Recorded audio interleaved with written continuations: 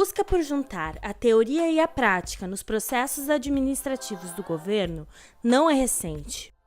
O sociólogo Max Weber demonstrou que na antiguidade havia exemplos de uma burocracia até certo ponto bem desenvolvida, citando o Egito, o Principado Romano, a Igreja Católica, o Estado moderno europeu e as empresas do início do capitalismo. Os cameralistas tiveram um importante papel para o início do estudo sobre a administração pública no mundo. A Europa do final do século XIX se modernizava e o Estado se mobilizava para acompanhar as mudanças. O êxito das ciências naturais, a Revolução Industrial e a prática da Revolução Democrática foram os três alicerces que fizeram com que ocorresse uma reformulação na maneira de pensar o papel do governo, gerando a necessidade de estudos e abordagens na administração pública.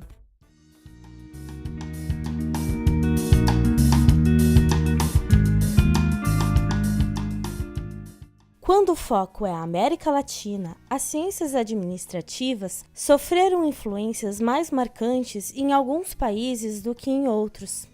Houveram dois movimentos importantes. Na Europa, a ciência da administração pública se desenvolvia intimamente vinculada com o direito e as ciências políticas. Já nos Estados Unidos, o foco substituiu a lei pela gerência, aproximando-a da administração de empresas.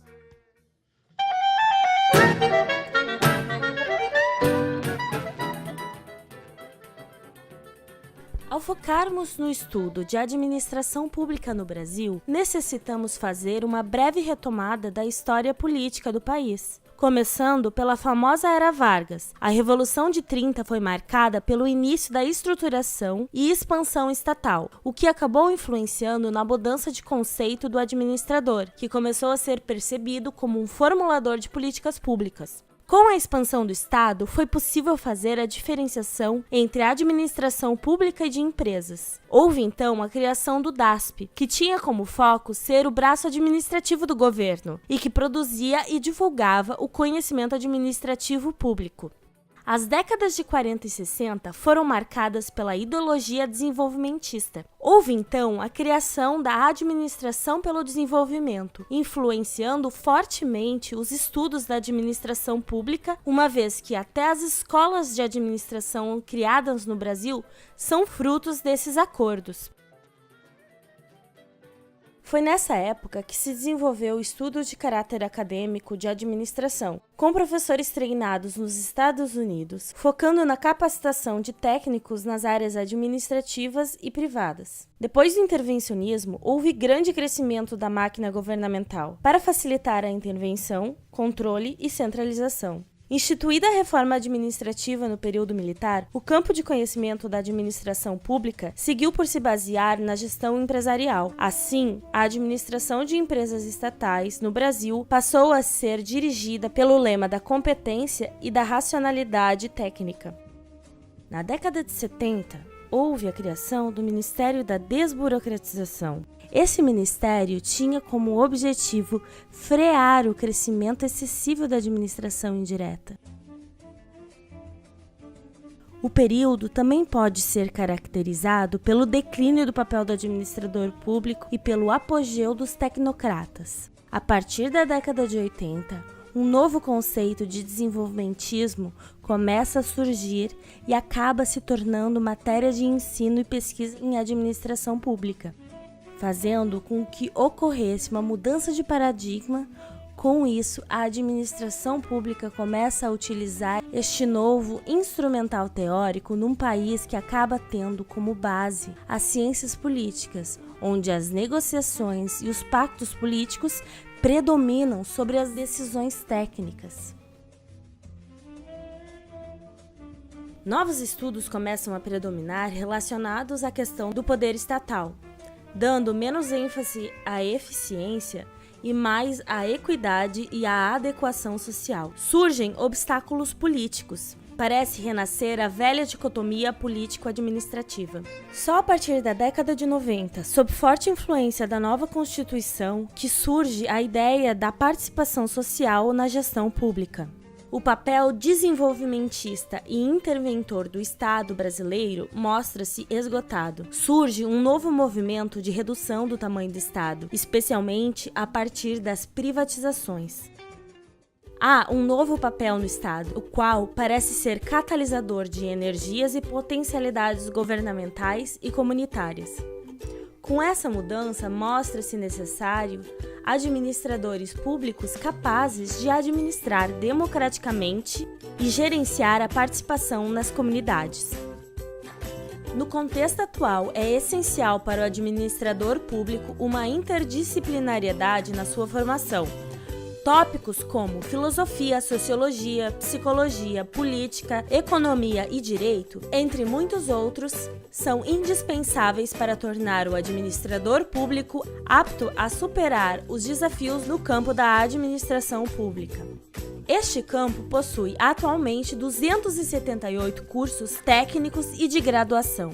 Uma das principais problemáticas do curso de administração pública hoje é a atração de novos alunos devido ao desgaste da imagem do Estado. Eles acabam verificando, poxa, estou pagando um monte de impostos, né? Estou abastecendo o cofre do Estado de uma forma bastante grande.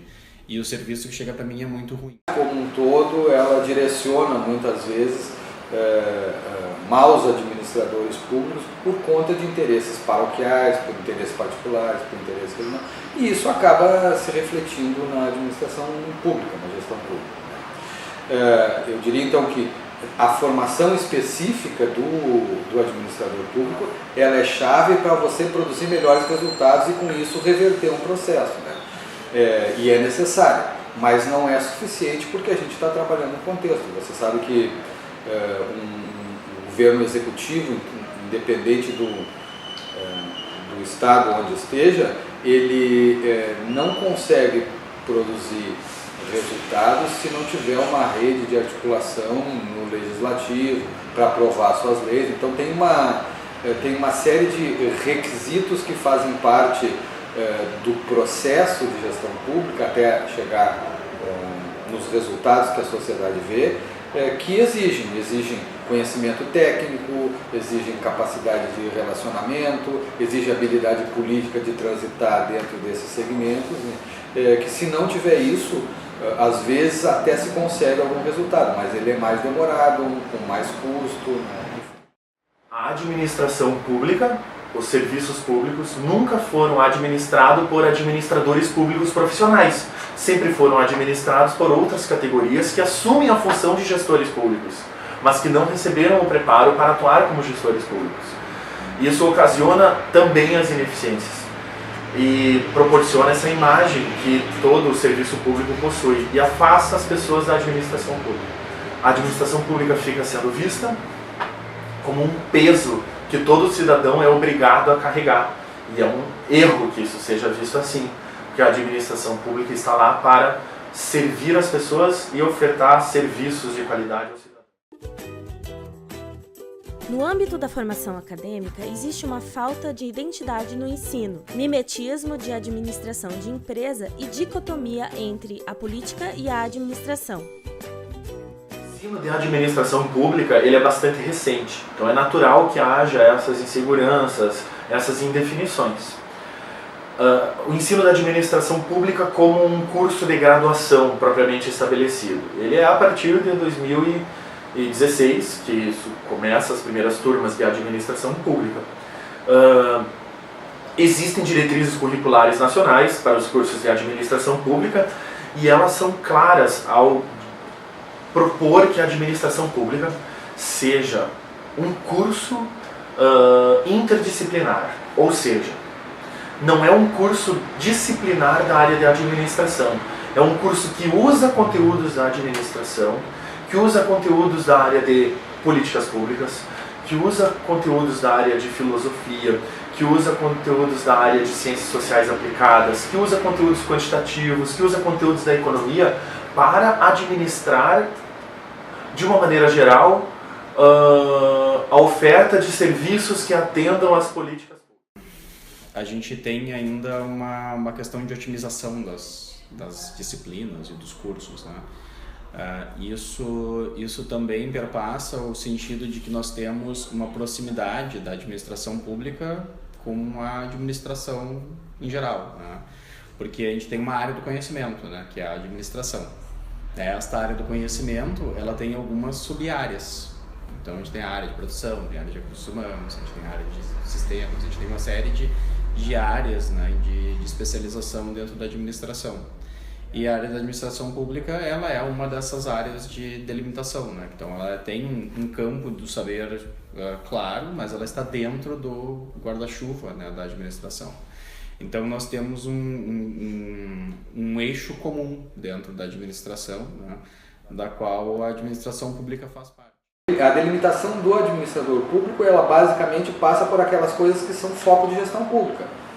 Evidentemente ele precisa conhecer o ordenamento jurídico, toda a base legal, ele precisa entender de um orçamento público, do desdobramento ou do alinhamento das estratégias que vão fazer o programa de governo vencedor a partir do interesse social se tornar ações e projetos de governo, né? Ele precisa entender basicamente de gestão de pessoas, né? E aqui a gente abre um parênteses, porque nós estamos falando de uma categoria onde existe uma série de particularidades, né? Se você se dá conta, quando você seleciona alguém concursado, o concurso ele identifica aquelas pessoas que mais estudaram, né? Mas não necessariamente aquelas que têm a competência necessária ou habilidade para estar no lugar. Então, vai precisar um passo a mais, uma mão a mais no gestor para facilitar a vida desse processo, desses colaboradores, desses servidores. Notam-se falhas na interface teoria e prática, carência de corpo docente e escassez de material didático. Quando as pessoas tiverem uma melhor imagem, eu acho, da administração pública, elas vão buscar mais, né? E em buscando mais, a gente tem uma possibilidade de ter mais cursos, né? E depois ter linhas de pesquisa na administração pública. Porque hoje, se a gente pensar em termos de linhas de pesquisa, né? E que hoje a nossa formação de docentes, ela está diretamente ligada às linhas de pesquisa dos programas de pós-graduação, né? São pouquíssimos os programas de pós-graduação no Brasil hoje que trabalham a administração pública como linha de pesquisa efetiva, né? Então a gente acaba tendo alguns profissionais, algumas pessoas que se interessam pela temática e acabam abordando de forma tangenciada, às vezes, a administração pública, né? Ou então, eu entro num curso de administração, né? Daí tem uma linha de pesquisa de gestão de pessoas e eu trabalho a gestão de pessoas no serviço público. Então, é uma forma de tangenciar, mas daí partiu de um interesse quase que individual, né? De uma pessoa que acabou propondo um trabalho desses. Mas, efetivamente, linhas de pesquisa que trabalhem focadas nisso são poucas. E eu entendo que grande parte disso se dá pela própria demanda mesmo, né? Pela falta de demanda de pessoas interessadas, né? E, enfim, daí uma coisa vai levando a outra, né? Daí, então, quando eu quero fazer, também não tem. Mas também não tem porque não tem um corpo de pessoas formado. Daí a cachorro corre atrás do rabo, assim, a gente não sabe o que vem antes ou depois, né? Segundo as diretrizes da Administração Pública do MEC, em 2013, o curso de graduação em Administração Pública deve propiciar formação humanista e crítica de profissionais e pesquisadores comprometidos com o ethos democrático, tornando-os aptos a atuarem como políticos, como administradores ou gestores públicos na administração pública federal, estadual ou municipal. Existe todo um arcabouço, uma provocação a nível federal que desencadeia Estado e município para que se acelere e para que se otimize. Claro que, ao mesmo tempo que nós vemos esse movimento e se empurra, né, essa vontade de avançar do Estado como um todo, a gente vê também essa dificuldade dos governos em trabalhar com essa questão do planejado executado e de orçamentos, de projetos serem fidedignos àquilo que foi pensado. Em termos de esferas de gestão, né? A gente tem quase 6 mil municípios no Brasil, né? Então eu não vou conseguir transformar em todos eles ao mesmo tempo. Eu não vou conseguir transformar em todos os estados ao mesmo tempo, em cada autarquia ao mesmo tempo, né? Em cada empresa pública ao mesmo tempo. Vai ter que ser aos pouquinhos. E a gente tem bons exemplos, né? Eu acho que talvez falte a gente difundir mais os bons exemplos. Os exemplos de órgãos bem administrados, de setores bem administrados, de autarquias bem administradas, né? Para que a gente consiga perceber e tornar mais presente para as pessoas de que é possível trazer bons resultados a partir de um processo de gestão sério, eficiente, transparente, enfim, dentro do setor público, né? Os administradores públicos precisam se instrumentalizar em técnicas de gestão da coisa pública, que claramente diferem das técnicas da administração de empresas. Haverá aspectos comuns da gestão, da administração de recursos, da administração de pessoas, que são gerais na ciência da administração. Mas a administração pública é um campo disciplinar completamente diferente, multidisciplinar, e não tão específico quanto a administração, ou mais ainda a administração de empresas. Então, esses dois pontos. As pessoas se apropriarem daquilo que é público, os cidadãos se apropriarem daquilo que é público. E o segundo ponto, os servidores que desempenham cargos de gestão pública se profissionalizarem em administração pública. Isso é chave. Isso é chave para virar essa imagem de péssima qualidade da administração pública. O que eu percebo que é essencial na formação do gestor público é esse olhar de que é para o coletivo, que é para a sociedade.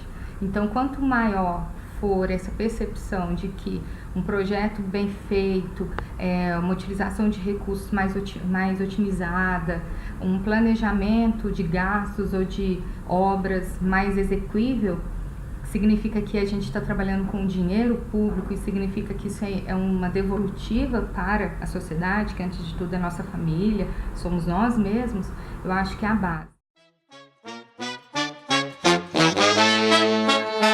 Disseram a ela que eu comprei um violão para estudar.